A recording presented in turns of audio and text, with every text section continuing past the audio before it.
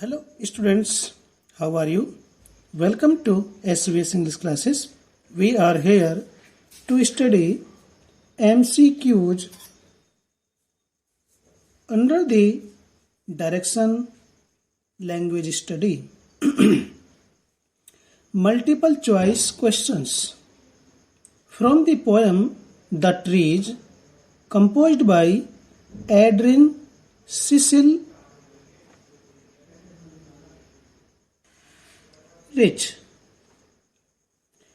तो Adrian Cecil rich के द्वारा कंपोज की गई पोयम ट्रीज के ये मल्टीपल चॉइस क्वेश्चंस है।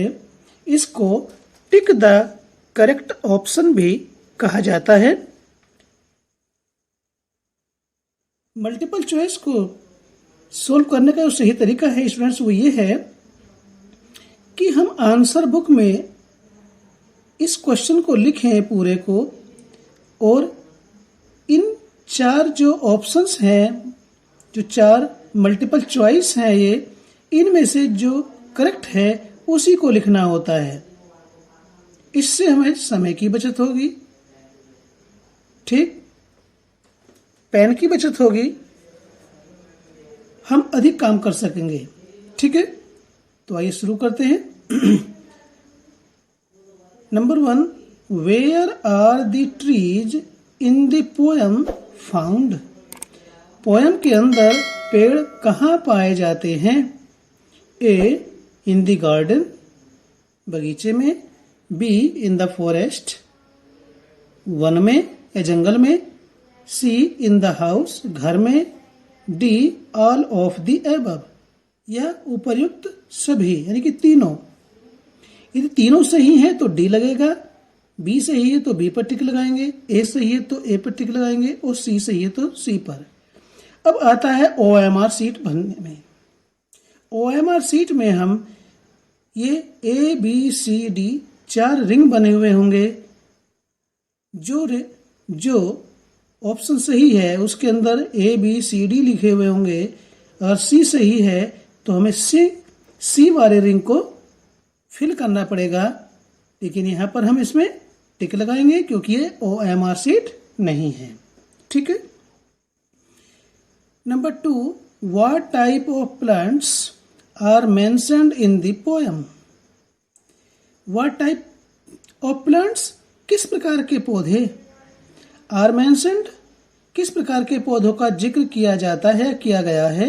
इन द पोयम, पोयम के अंदर, कविता के अंदर किस प्रकार के पौधों का जिक्र किया गया है, किस प्रकार के पौधों की चर्चा की गई है? ए, डेकोरेटिव प्लांट्स, सजावटी पौधे। बी, पेंटेड प्लांट्स, पेंट किए गए या चित्रकारी किए हुए पौधे। Both. C, both A and B, यानी कि ए बी और बी दोनों। D, none of the above, none means कोई भी नहीं, ऑफ द एबव इन तीनों में से कोई सा नहीं। तो स्टूडेंट्स, पोयम में जिस प्रकार के पौधों का वर्णन किया गया है वह हैं सजावटी पौधे, डेकोरेटिव प्लांट्स। ये ऑप्शन सही है। Number 3, these plants are planted in पौधों को लगाया गया है। ए, पॉट्स एंड पान्स, गमलों में। बी, गार्डन, बगीचे में। सी, फील्ड्स, खेतों में। डी, फॉरेस्ट, वन में या जंगल में। तो इसमें सही ऑप्शन है A, pots and पान्स।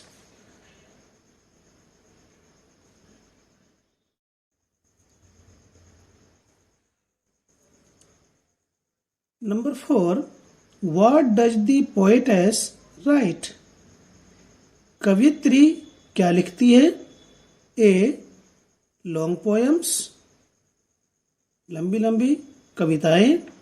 B, long letters, लंबे लंबे पत्र या बड़े बड़े पत्र। सी, लॉन्ग एसेज, बड़े बड़े या लंबे लंबे निबंध। D, all of the above, उपर्युक्त सभी।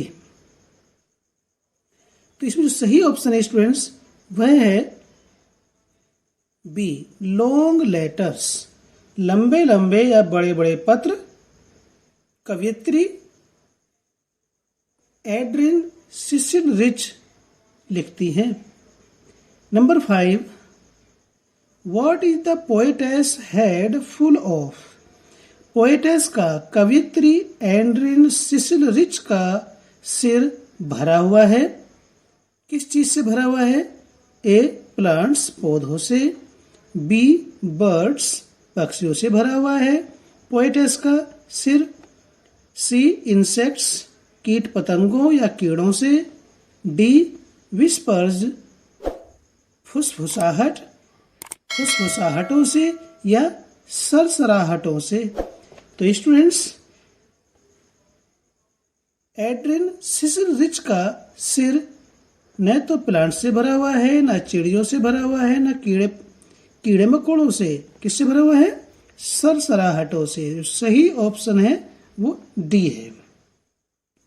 Number 6, what tries to free themselves from the cracks of the veranda floor?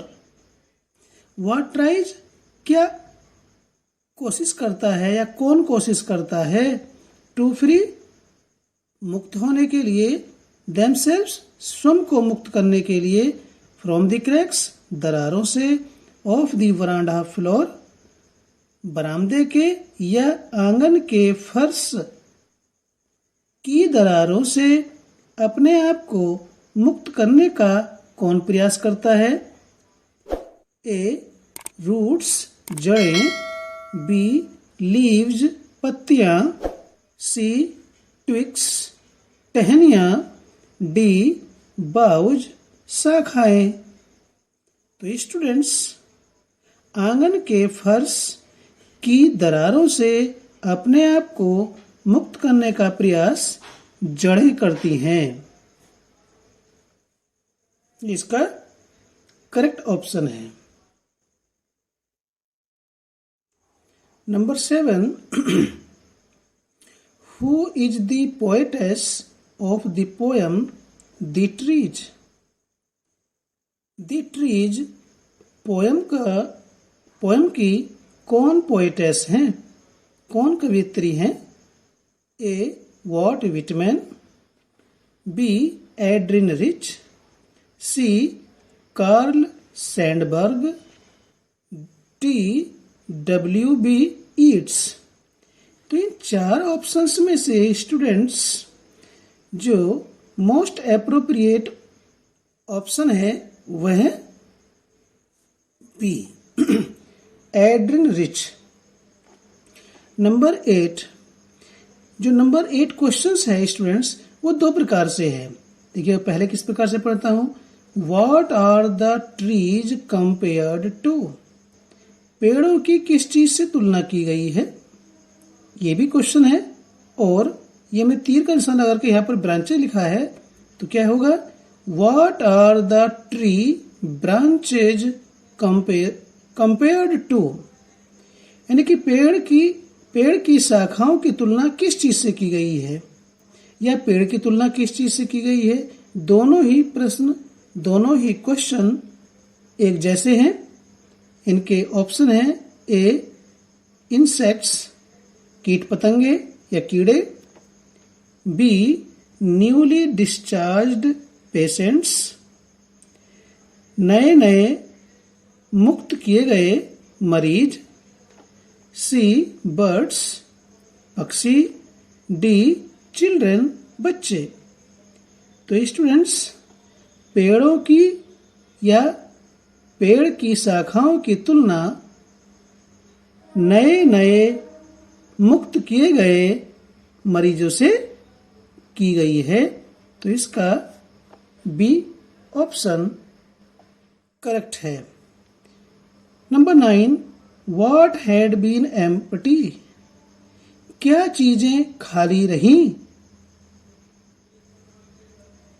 A trees, पेड़ खाली रहे।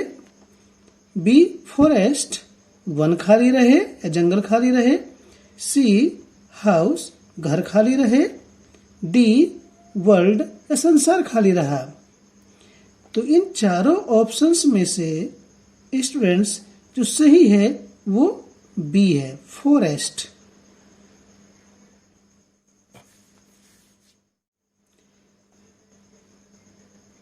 Number 10, name the literary device used in the moon is broken like a mirror. Name, नाम बताइए। The literary device, साहित्यिक उपकरण। Used, प्रयोग किया गया। इन द, जो लाइन है, the moon is broken like a mirror. The moon, चंद्रमा, इज ब्रोकन, टूट गया या टूट जाता है। लाइक ए मिरर, शीशे की तरह, दर्पण की तरह चंद्रमा टूट जाता है, इसके टुकड़े टुकड़े हो जाते हैं। ए, मेटाफर, रूपक। बी, सिमली, उपमा। सी, एलिट्रेशन, अनुप्रास, अलंकार। डी, इमेजरी, प्रतिमा। देखिए, इसमें किसी न किसी चीज की प्रतिमा हमारे मन मस्तिष्क में किसी न किसी प्रकार से प्रतिमा बनी चाहिए, प्रतिबिंब। ठीक है, तो स्टूडेंट्स, जैसी लाइन दे रखी है, the moon is broken like a mirror. जब लाइक, जैसे, के समान, या एज, डॉट डॉट, एज, या सो डॉट डॉट एज आता है, लाइक आता है, तो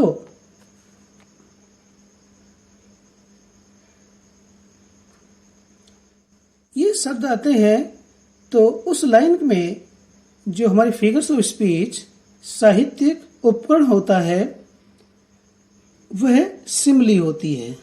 like, as dot dot as, so dot dot as, या केवल एज होता है तो उसमें सिमली, उपमा अलंकार होता है। तो इसका जो सही ऑप्शन है वह बी है, क्योंकि इस लाइन में लाइक आ रहा है, इसलिए इसमें उपमा अलंकार है। तो ये जो अलंकार होते हैं हिंदी में अलंकार कहा जाता है और इंग्लिश में फिगर्स ऑफ स्पीच या लिटरेरी डिवाइस के नाम से जाना जाता है। आशा करते हैं कि वीडियो आपको पसंद आई होगी। वीडियो अच्छा लगा तो लाइक कीजिए, चैनल पर पहली बार आए तो चैनल को सब्सक्राइब कीजिए ताकि इसी प्रकार से आपके सिलेबस की वीडियोज का नोटिफिकेशन आप तक पहुंचता रहे और आपकी स्टडी कंटिन्यू रहे। फिर मिलते हैं एक नई वीडियो के साथ। Till then take care, bye.